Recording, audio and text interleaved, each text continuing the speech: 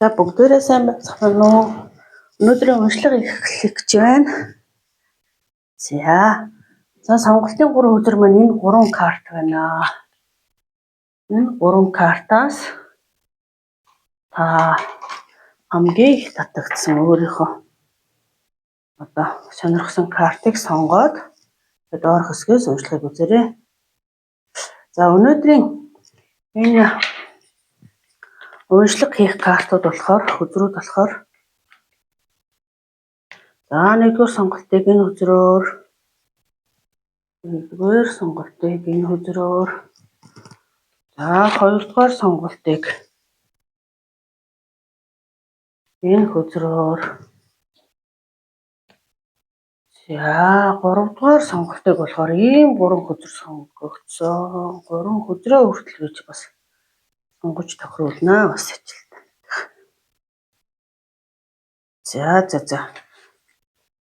За тэгээд сонголтоо хийцэн байхаа гэж найдаж байна. За уншлага эхлэх гэж байна.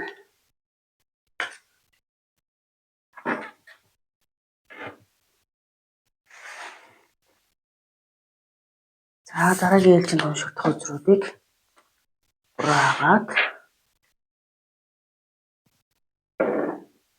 За нэгдүгээр сонголт энэ өдрийг сонгосон. Энэ стикерийг сонгосон. Өөрцгээд эвлээд цуглараад жив гэд хөрхөн нэрмэлтэй байж байгаа. Хөрхөн шуудыг сонгожээ. За тэрэн дээр нэмэлтээр хөзөр татахад бол энэ одоо нэг олон хүмүүс яг хөө нийлээл ингээл нэг бие биендээ хавтаал ингээл нэг жоохон ховж яриад тэгдэж штэ нэг өөрийн гис нэг үзэл бодлогүй юм шиг хүний амаар орж мороол те. Хүний амаар хүнийг дүгнж шүүдэх ч юм уу. За тийм имийг илэрхийлж байгаа хөзөр байна шүү.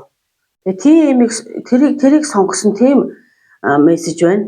Шүүхээс өмнө бодоо хүний амаас сонссон үгнээс илүү яг чи өөрөө одоо тэр хүнийг ч юм уу одоо хэнийг ч юм ингэж шүүж ингэж тунгаахаас өмнө өөрийнхөө одоо бодоо гэдэг аахгүй юу. За үндсэн гол мессеж бол тэгж ирсэн. За манай нэгдүгээр группыг сонгосон хүмүүс байна. Гол чухал ертөнцөөс дамжуулж хэлэх үг ил мессеж яг юу байна гэдгийг өдрөөс авч харъя.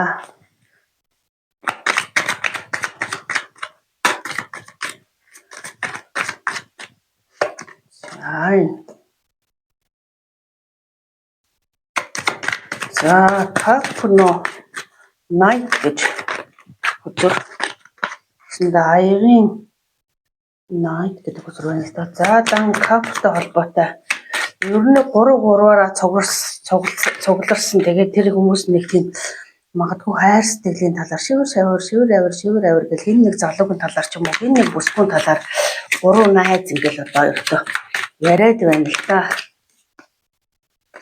Давхар гарсан учраас сая өдрийг тадлаа. Старал хөөрэд байгаа учраас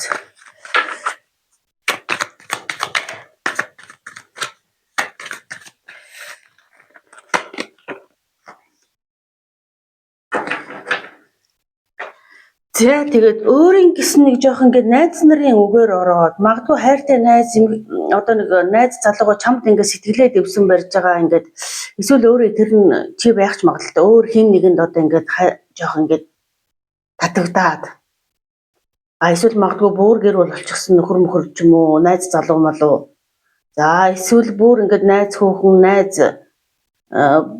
одоо бүр эхнэр нь бас найз өсгөө ч юм ингээд ийм хүний тухай нэг 3-3-аараа цугларчаал одоо ердөө ингээд ерөөсөө бие биенийхээ одоо нэг амралдан ярьцгаагаал байна л да. Амралтаал ярьцгаагаал.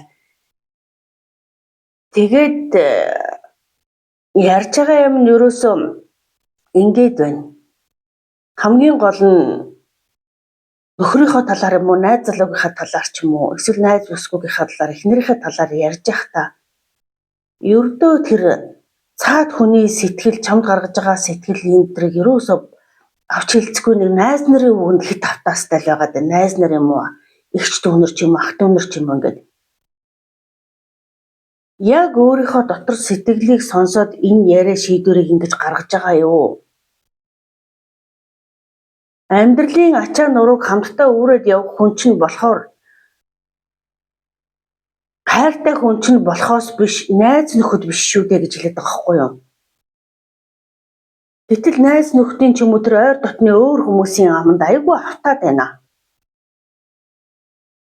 Тэгээд тэр жинхэнэ хайртай хүнээ ч юм уу, жинхэнэ амьдралын ханаа ч юм уу хамтдаа ачаа үүрээд явах тэр хэн нэгнийгээ тийм сонгох шийдвэрээ ч юм уу одоо гаргаж байгаа ямар нэгэн тийм шийдвэр гаргалтын дээрээ олон хүний амыг сонсоод нэгсэндээ өөрийн гэсэн бодлохгүй юм шиг өөрийгөө юу одоо нэг мэдхээ байцсан л байгаа байхгүй юу? Гэтэл бол уулын чамд одоо ингээд тэр хүнээс ч юм уу одоо цаад хөндлөн эсрэг талын чинь хүнээс эрэгтэй ч эмэгтэй ч ингээд хайрын захаа ингээд ямар нэгэн ингээд зөвхөн чамд зориулагдсан юм ирээд адил чи ингээд нөгөө хөдөлж өгч чадахгүй байгаа тань л да. Ерөөсөө хөдлөхгүй.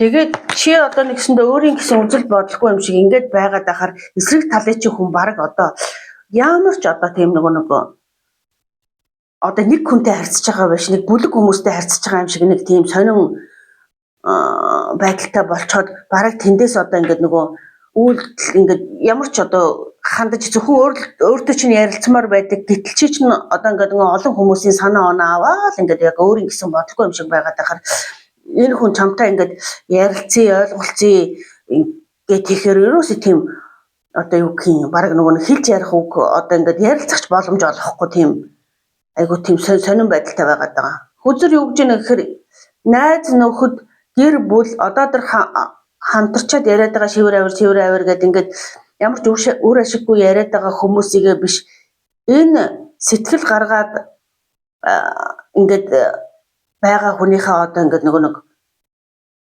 одоо ярилцаач тэр хүнийг анзаараач одгүй тэр хүнээс танд ингээд захаа махаа бичээд байгаа бол тэрэнд нь ингээд өөрийнхөө зүрх сэтгэлээр хариу өгөөч энэ олон хүмүүсийн зөвлөгөө танд хэрэггүй гэдэг байгаа байхгүй юу?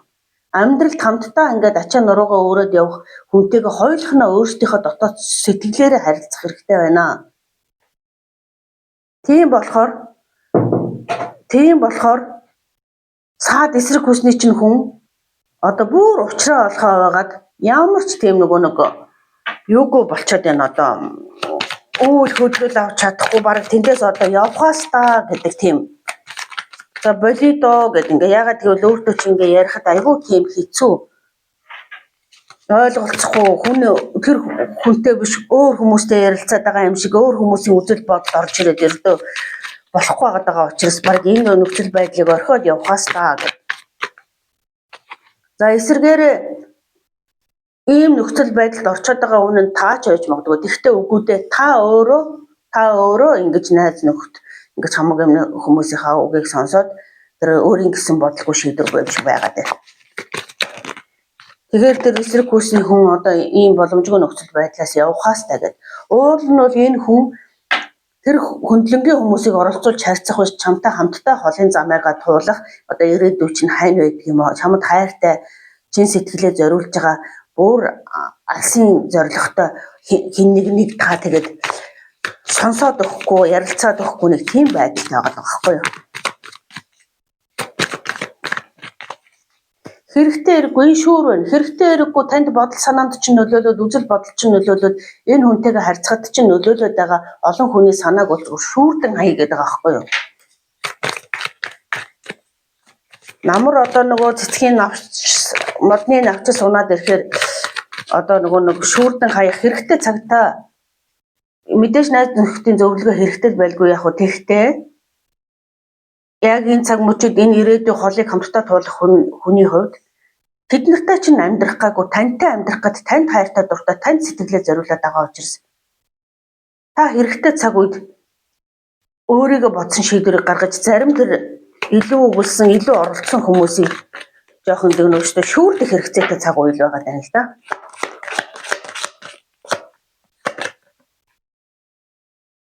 Тий, одоо ингээд гэр бүл хамтдаа ингээд шийдвэрээ гаргаад хоёр хайртай хүмүүс хамтдаа галаа бадраагаад хамтдаа ингээд юмныг шинээр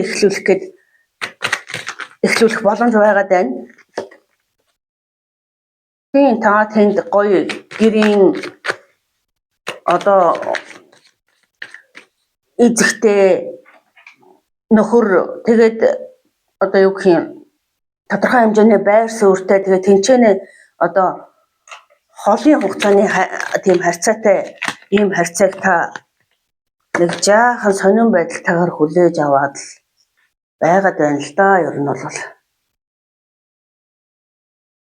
шийдвэрээ гаргаж чадахгүй яахаа мэдхээ байцсан юм дээр байгаа бол жоохон өөрийнхөө дотоод дуу хоолойгоо сайн сонс, хүний үг битээ сонсоод тэгээ янз бүрийн магадгүй хүнээс дамжиж ирсэн ховж ив сонсчоод тэрэн дээрээ шийдвэр гаргаж чадахгүй одоо өстөө боли гэдэг юм уу одоо хүний аамаар тэр чин заавал үнэн байх албагүй.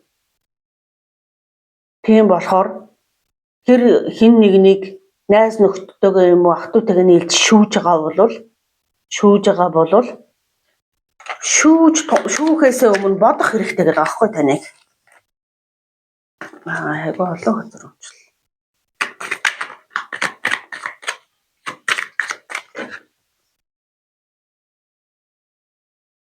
Тодорхой хэмжээнд ингээд өөрийгөө одоо тэгж ингэж нөгөө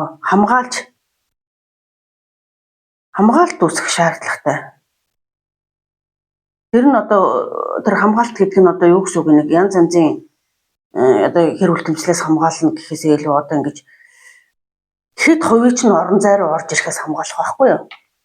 Найз нөхөд байлаа гэд хэд хувийн орон зай руу орж ирэх, ах トゥ байлаа гэд хэд хувийн орон зай руу орж ирэхээс хамгаалж өөрийн гэсэн тодорхой байр суурьтай бай гэдэг да таныг. За ийм мессежүүд ирлээ дээ. За нэгдүгээр группээр ийм мессежүүд ирлээ. Хэрв та зөв сонголтоо хийж өөрөө чинь гэсэн энэ сэтгэлээ зориулж байгаа энэ хин нэгнийг одоо анхаарч үзэж харилцахгүй бол энэ хүн нэгсэндээ яах учраа олохоо байгаад танаас одоо за энэ харьцааг орхиод явдаг юм уу дээрээ тулаад байгаа байхгүй юу? Энд ч одоо бас холын уртын хугацааны ийм амьдрал болох ч байдаг юм ийм хайрыг харьцааг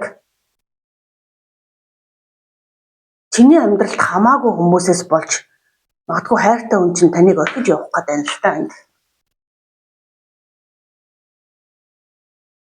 За нэгдүгээр группт ийм мессеж ирлээ. Та тэгээд энэ мессежэн дээр анхаарч үзээрэй гэдэг. Яг өөрийн гэсэн бодолтой өөрийн гэсэн шүүж тунгаахаас өмнө жоохон бодё гэдэг шүү. За дахин давтаад хэлчихээ бас тэр их чухал мессеж нь байгаад байна. Тийм учраас дахин давтаад хэлчихээ таныг жоохон юу ягаасаа гэж бодож байна. Бодцоосоо гэж бодож шүү.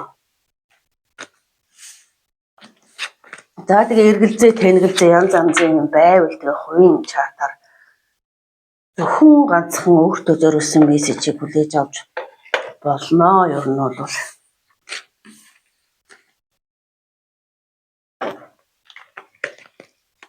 за хоёрдугаар группийг сонгосон хүмүүсийн уншлага эхлэх гэж байна. За хоёрдугаар групп нэг юм нэг ид шидтэй тоогоо шиг юм тоогоо. Тэгээд энэ одоо жоохон зурагтлан нэг жаахан тийм хүзэр сонгосон байна. За тэгээд дараа нь нэмэлтээр хүзэр татсан чинь tower буюу tower гэдэг чинь tower шүү дээ. Тийм байшин барилга одоо юм юу. Гэсэн чинь өөрийгөө чөлөөлөд тайвшраа гэдэг аахгүй. Та баг өөрийгөө одоо энэ хитрхи чөлөөлж чадахгүй ингээд нэг тайван бус байгаа байдлаасаа болоод баг өөрийгөө нэрээ баг их л хүнд хэцүү байдал руу оруулаад байна л да. Энийг тайвшрахгүй байж чадахгүй байгаа энэ асуудал чинь өрдөө л дандаа хүний сэтгэл зүйн асуудал байдаг. Таныг өөрийгөө чөлөөж тайван бай гэж байна да. За манай 2 дугаар группыг сонгосон хүмүүст зориулагдсан мессежийг өгнө.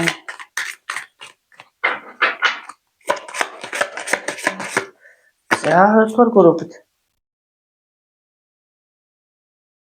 энэ сонирхолтой энэ жоохон энийг одоо сонгосон хүмүүст одоо энэ уншихал ёстой юм шиг байна. Кофен гэдэг чинь авсгсан үзүр. Гэтэл энд бас үхлийн үзүр гарч ирж байна. Энэ дунд нь та өөрийгөө ерөөсө чөлөөтэй, тайван, амар амгалан байлгаж чадахгүй толгоон руу харцсан хүн хэр удаан тэсгэвдэ тийм ээ. Хүн жамаараа хөлн доош харж толгоон дээшээ харж иж байдаг бол та хамаг юм чинь орвонгоороо эргэжчихсэн. Хөл толгооныхоо учрыг их ч олохоо байчаад байна да. Одоогийн нөхцөл байдал.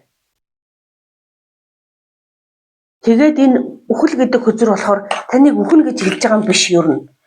Яадаг вэ гэхээр үхлийн хөзрөөр нөгөө одоо дахин шин сэргэлтийг илэрхийлдэг байхгүй юу? Үхлийн дараах амьдрал гэдэг шиг шин сэргэлт, шин эхлэлийг илэрхийлдэг.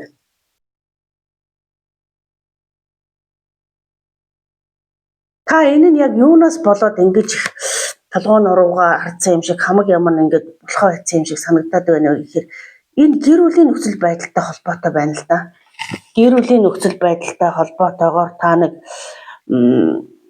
таны өмнөхөр хүсээгүй, төлөвлөөгүй, бодоогүй юм танд одоо ингэж нэг одоо юу гэдгийг нэг богноор хэлэх юм бол өстой арайчтай ингэнийгээ сансангүй өстой гэд нэг жоохон хууралт юм уу, жоохон тийм юу илэрхийлсэн өдрүүд гараад байна л да. Үнэнч бас байдал хууралтыг илэрхийлсэн өдрүүд. Тэгэнгүүт та бүр ерөөсөө одоо нөгөө юугаа өстой хөл толгойнхоо учрыг олохоо байсан бүр юугаа мэдхээ байгаад яахаа мэдхээ байсан тийм гацалтанд орцсон байна л да.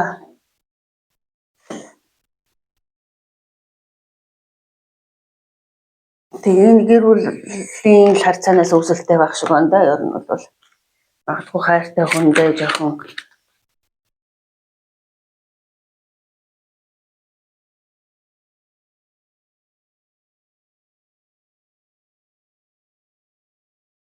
хайртай хүндээ гомдож тунирхсан за өстой ингэн гэж сансангүй өстой арайчтай гэсэн нэг тиймэрхүү бодолд төрөөд тэгээд ер нь нэг өөрийгөө олоод өөрийнхөө амар амгаланг зориод одоо бүх юмыг одоо нэг өөрчлөх цаг нь болсон. Ер нь өөрийгөө амар амгалан болгоё, тайван болгоё, хөдөө гарьяач гэдэг юм уу одоо сайхан өөрийнхөө амар амгалан тайван амьдралыг сонгоё гэд энэ санаанд оромгүй болсон явдлаас үүдэлтэйгээр та амьдралдаа маш том шийдвэрийг гаргаад өөр газар руу явж амьдарч суурьшихыг ингэж хүсэж байна л да. Эмперор хөзрөөрөө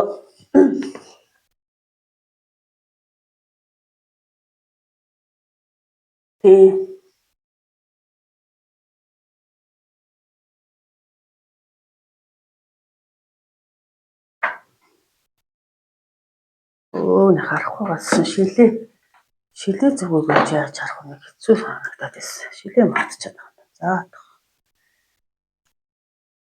Тэгээд ийм нөхцөл байдлаас үүдэлтэй гэр бүлийн амьдралаас үүдэлтэй хамаг юм толгойн руу нь харчаад байгаа юм шиг энэ амьдралаас үүдэлтэйгээр за одоо хаана очиж суух уу? Мутга буцах уу? Эсвэл одоо өөр хаана очиж суух уу гэд нэг юмыг эрэлхийлээд одоо газрын зураг үзнэ гэдэг шиг газар руу тэнд очивол айтайхан амьдрал төхнөд айтайхан байж болов энд ирчүүл амьдрал төхнөд айтайхан болчих болов гэд ямар ч гэсэн өөрийнхөө тэгээд нэг тийм судалж байгаа үе шатн дээрээ байгаад байна. Хаашаа явбал айгүй гоё амьдрал ингээд төхнөд явчих бол гэд хаана илүү зохилтой вэ гэд ингээд бодоод байна л да. Боломжууд бол зөндөө байгаад байгаа. Тэгээд алийг нь сонгох вэ, хаашаа нь явах вэ гэсэн байдалтай. Нэг өсөнтэй нэг гэр бүлийн амьдралаас салалт модлолт одоо тэгээд ерөөсөө уралт хууралтаас болоод би дагаад ганцаараа гарыг тэгтээ хаана очиж амьдрах уу?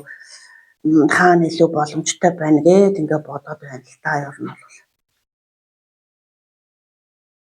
Хаана илүү очиж амьдрсан өөрт чинь одоо илүү ашигтай байх вэ гэд. Бас мөнгө төргөө шиг орлогын хувьд хаана илүү боломжтой байх вэ гэдэг. Газар орныг судалсан хаана очиж юу хийвэл илүү орлоготой вэ гэд ингээ бодоод байна.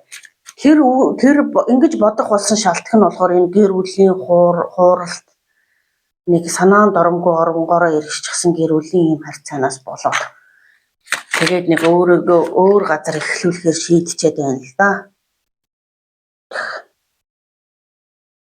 Өөр нэг хайртай дотны амтны аваад зүгээр одоо тичээвэр амтнч байд юм уу те? Өхөр нохоогооч байд юм уу, өхрөөч байд юм уу, нохоогооч байд юм уу ингээд аваад одоо ингээд муураач байд юм ингээд тэгээд нэг өөрийнхөө өөр газар очиж төвлөрөхийг л бодоод байна да энэ хүмүүс.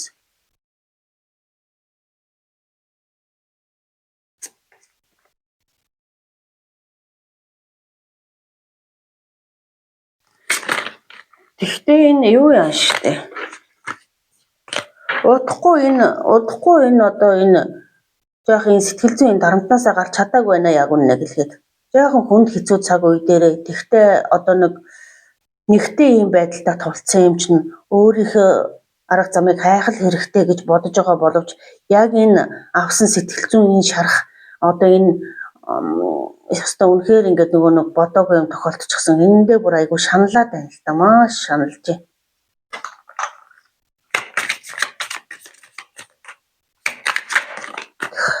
Маш шаналгаатай байна. Сэтгэл зүйн хувьд үнэхээр шаналгаатай байна. Тэгээ хаашаа яах гарцаа олохгүй яг ингээд нэг гацчихжээ. Хаашаа зүббэ, яасан зүббэ гэдээ одоо ингээд шийдвэр гаргах дээр үнэхээр эргэлзээд учир ухаанаа олохоо байж чадаагаа бол хүнээс зөвлөгөө аваа, хөдрөөс зөвлөгөө аваа, ганцаарчилсан тийм юм хий. Өөрийгөө ингэж удаанаар зовоож ингэж шийдвэрээ гаргаж чадахгүй бодож шийдвэрээ гаргаж чадахгүй байгаа байхгүй хамгийн гол нь.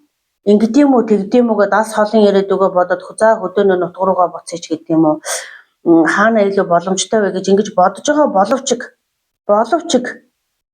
энэ давсан энэ сэтгэлийн шарах чинь таныг хаачулж чадахгүй эргээд бас нэг ингээд нийлчих юм билүү гэд ингээд буцаад энэ амьдрал маань ингээд одоо хичнээн энд гомдолтой ингээд ийм байгаа ч гэсэн буцаад бас ингээд эвлэрчих юм билүү нийлчих юм билүү гэсэн ийм эргэлзээ байгаад байна танд.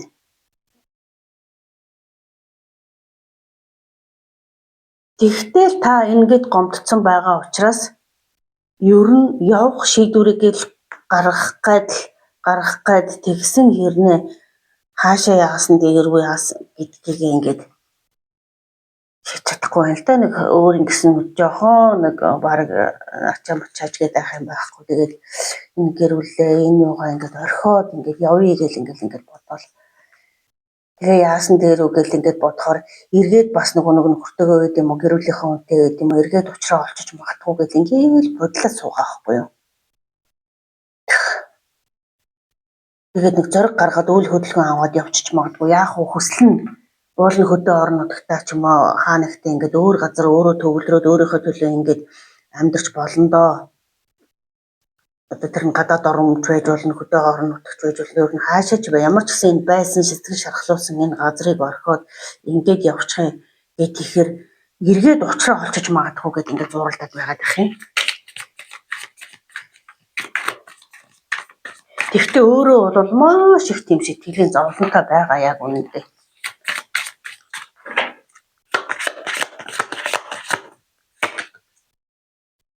Ер нь бол энэ гоё гэрэл гээтэй цаг үе ирэхээр л байна л да. Тэгвэл зөв шийдвэрийг гаргаад үнэхээр энэ гэрэл гээтэй энэ гомдоосон хүн буцаж ирэх юм уу? Явж иж гэрэл гээтэй болох юм уу гэдгийг бол мэдэхгүй танд бол ирээдүйтэй гэрэл гээтэй цаг үе юм бол байна. Шийдвэрээ зөв гаргах чухал. Шийдвэрээ хаашаа яасан дээрвэ гэдэг шийдвэрээ зөв гаргачих юм бол танд асар гоё хөгжилтэй өөрийнхөө байж болох гоё ирээдүй бол байна. Шийдвэрийг зөв гаргах хэрэгтэй байна. Үлдэх нь өөрөө зөв шийдвэр болох юм уу? Эргээд гэр бүлтэйгээ уулзраа болоо сайхан цаашаа явчих юм уу? Явах нь сайн болох юм уу гэдэг дээр бол энэ дээр бол яг өөрийнхөө нэрийг тэр хамт амьдардаг байрдаг хүнийхээ нэр устдаа хэлж байгаад ингээ хувийн уншлах хэлэгдэж энэ дээр гоё дэлгэрэнгүй тодорхой гарч ирнэ те. Эн чинь бол нийтэд уншигдж байгаа уншлага учраас одоо танд тэгж илүү дэлгэрэнгүй энэс цаашаа бол хэлэх боломжгүй байгаад байна. За ингээд манай 2 дугаар группийг сонссон хүмүүсийн уншлага энэ хүрээд өндөрлж байна. Энэ сэтгэл зовоос юутай асуудлыг нэг талд нь болохгүй өөрөө өөрийгөө өстө нөгөө маш ихээр зовоож байна л дөө ер нь бол нөгөө зовлонгийн түргэнэн дээр гэдэг шиг ингэж өөрийгөө их зовоохгүйгээр аль нэг талдаа хурдан шийдвэрээ гаргаад явбал одоо нөгөө хиндээ амар шүү дээ. Хамгийн гол нь эцсийн бүлэгтээ та нөгөө нэг гаргасан шийдвэртээ сэтгэл хангалуун үлдэх байхгүй юу? Гэтэл та шийдвэрээ гаргаж чадахгүй маш их хэрэгэлзээд байгаа байхгүй юу? Тийм болохоор зөв шийдвэр ямар вэ гэдэг дээр та нэмэлт юм авч иж сайн дэлгэрүүлсэн дээр байхаа гэж хэлчмээр санагдаж байна да. Зэгч байна. За юу үлээ. За ингээд өөртөө үнэнч бай гэсэн. Тэгээд ингээд нэг юм шийдвэр гаргах гээд ингээд нэг жоохон аль нь зөв аль нь буруу. За аль нь яасан дээр гэдэг дээрээ ингээд нэг байж байгаа хүмүүс байх шиг байна.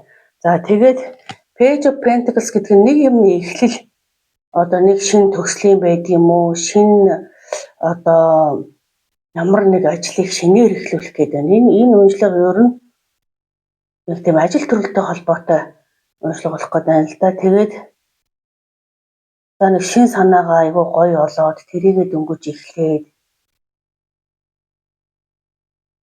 за тэст яг ингээд энүүгээрээ л ингээд хийя гэд тэр төсөл төлөвлөгөө боловсруулсан юмныхаа төлөө ингээд айгүй эрчтэй ингээд хөдөлмөрлөж байгаа. Өөрийнхөө чадал бүх боломжийнхаа хэмжээнд ингээд хөдөлмөрлөж зүтгэж байна. Тэгээд Emperor хөзөр маань болохоор ингээд байна л да. Тэгээ энэ төсөл төлөвлөгөөгөө биччихээд одоо нэг тийм банкны байгууллага байдаг юм уу? Эсвэл нэг том компанид байдаг юм уу? Хөрөнгө мөнгө оруулалтын эсвэл хамтарч ажиллах энэ аль нэг байгууллагатай хамтарч ажиллах шин санаа олоод тэрийгээ тэднэртэй танилцуулаад за одоо энэ дээр хөрөнгө дэмжлэг туслалцаа ингээд эрх мэдэл бүхий байгууллагаас ингээд хамтарч ажиллая гэд эсвэл эсрэгээрээ өөртөө ч бас ийм эрх мэдэл бүхий байгууллага өөр хин нэгэнтэй шинээр санаа гаргаж авчирч ингээд танилцуулж байгаа хүмүүстэй хамтарч ажиллах тийм гэрээнд гар үсэг зурх маягийн за тиймэрхүү тэр нь болохоор айгүй үүрэг хариуцлага ихтэй за тэгээд тийм их тийм бас цаг хугацаа хүч шаардсан тийм ажлын шин санаан дээрээ хамтарч ажиллах тал дээрээ ийм гэрээ хэлэлцэл хийгээд байж байгаа хүмүүсийн юу байна энэ нэрэг байна. Тэгээд энийг одоо яг ажил болгох гээд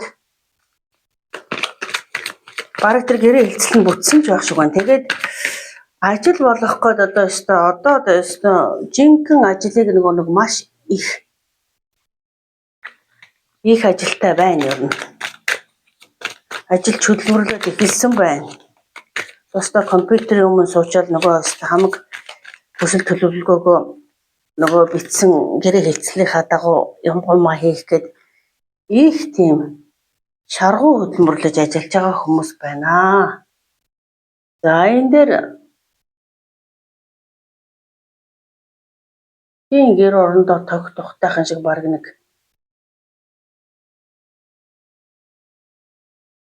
зарим хүмүүс энийг энэ ажлаа гэрээсээ хийдэг ч байх магадaltaй.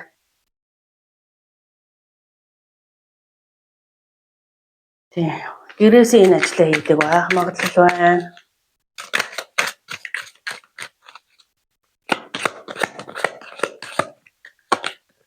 Тэртээ сайхан цайгаа унгаа яг найртай дотны хүмүүстэйгээ хамт байгаа. Тэгээд энэ ажлынхаа төсөл төлөвлөгөөнийхаа дагуу ажиллаа хийгээл гэртээ нэг тийм тогтохтойхон суугаад юм хийж байгаа хүмүүс байна.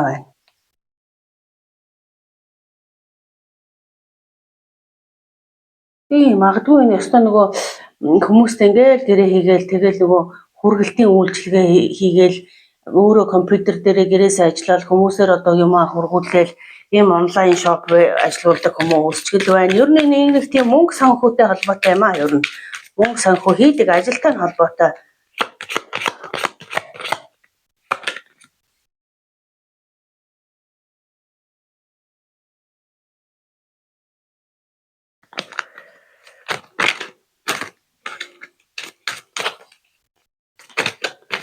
Хийдэг ажилтай холбоотой байна. Энэ нэг жаахан хуурамч байдлын нэг юм гарч ирээд байна да. Тэгэхээр хуурамч байдлынх нь юм нь одоо ямар учиртай юм бэ?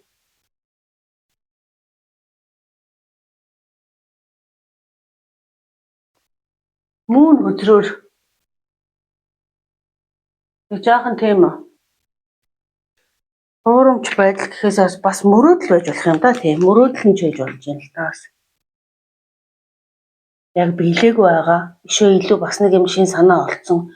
За одоо энэ ажил одоо ингээд нэлээд зэгцэрчлээ бас өөрөө хийгээд байх нэг шаардлагагүй. За тэгээд энэ хөргөлт мөргөлтийн үйлчилгээ аваад ингээд ажиллаа зэгцэлсэн учраас энэ ажил ингээд явж гин. За тэгэхээр ахаад илүү ишөө бүр том мөрөөдлийн төлөө нэг жоохон хөдлөх хэрэгтэй байна. За тэгвэл одоо өстө жинхэнэ бүр гоё манднаа гэж өстө. Хандлан мадарнаа гэж. Тиймэрхүү юм бодоод ажиллаж хөдөлмөрлөд байгаа хүмүүс байна шүү. Одоо нэг тодорхой хэмжээний авийн шатнд нь хүрцэн. Тэгээд одоо тэрэн дээр шин санаа оноо олдг юм уу? Бүр өөр байд юм уу? Арай илүү өөр нэг ажлыг бас давхар сэтгээд, давхар санаад. За тэрнийхээ төлөө гарч орж хүн амьтантай уулзаад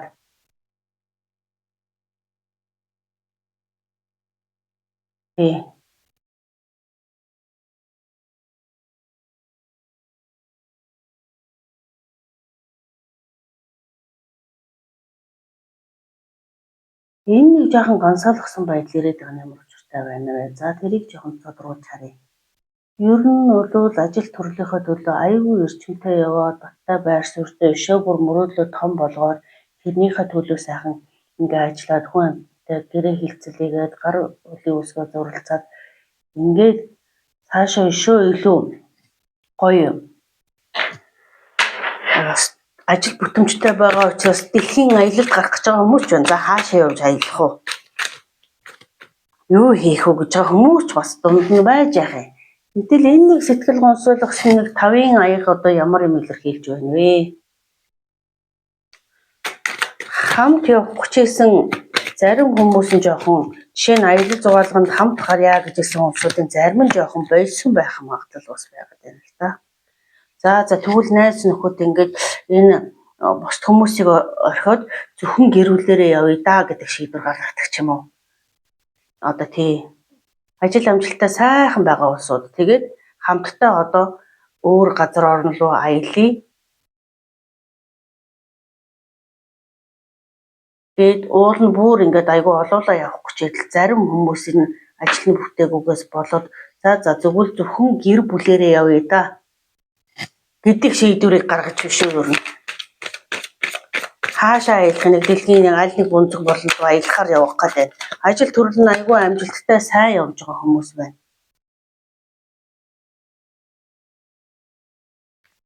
Нэг газар очоод сайхан одоо ингээд өрн дулаан цэцэг навчин дэлгэрсэн сайхан дулаан хооронд очоод цай цуггүй уугаад тухтаа магадгүй ёстой нөгөө монголчууд чи одоо нэрээ өвөл болохоор бас иш тийшээ яваад ингээд тэндээ өвлждэг болсон болов. Магадгүй тийм хүмүүс үзээд байх шиг байна шүү нэрээ.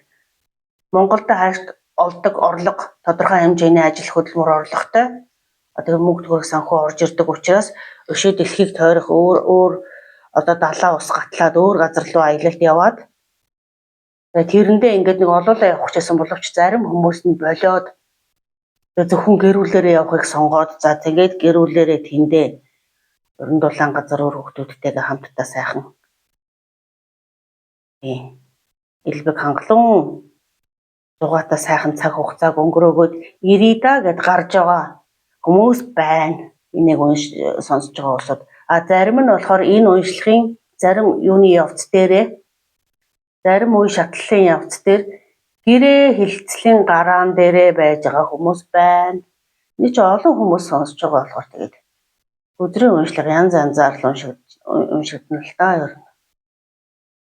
Энд сонгосон гол хэлж байгаа үг нь бол өөрийнхөө зүрх сэтгэлийг дагаад өөрөө өөртөө үнэнч байгаа гэсэн мессеж ирсэн. Өөрөө өөртөө үнэнч бай гэдэг мессеж ирээд байгаа байхгүй. Тэгээд зарим хүмүүс тэгээд хэрэг болох болоод сонгосон байх л та. За ийм л мессеж ирсэн байна да ер нь.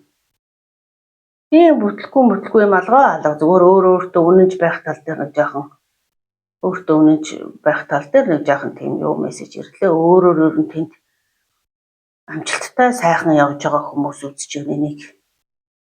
Тийм болохоор хэлж яриад байх юмны алга дөө. За ингээд 3 дугаар группийн минь уншлага дууслаа. Энэ хүрээд өндөрлөлөө. За уншлагыг минь сонсож хүлээж авсан та бүхэндээ маш их баярлалаа. За тэгээ суугт минь subscribe дараарай. Дараа дахин миний уншлагыг сонсохыг хүсвэл subscribe дарж, like дарж, comment үлдээвэл маш их баярлах болно шүү. Баярлалаа. Амжилт хүсье. За тэгээ сайхан аялал ирээрээ. Аялах гэж байгаа хүмүүст хэлчихье да. За ингээд өнөөдрийн уншлага энэ хүрээд өндөрлөлөө. За баярлалаа. Баяртай.